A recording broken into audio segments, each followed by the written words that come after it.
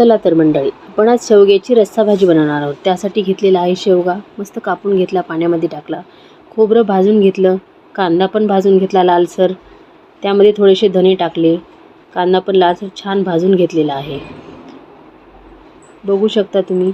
मग मिक्सरच्या एका भांड्यामध्ये भाजलेला कांदा, खोबरं, कोथिंबीर, थोडेसे धने छान दाटसर वाटून घेतलेला आहे। मग भाजीसाठी फोडणी देऊया।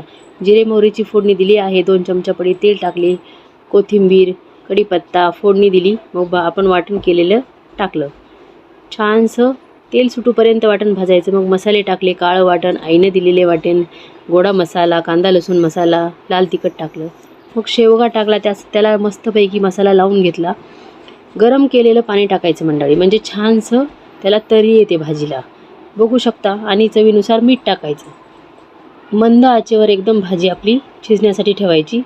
छान बघा, मस्त रस्सा भाजी आपली तयार झाली।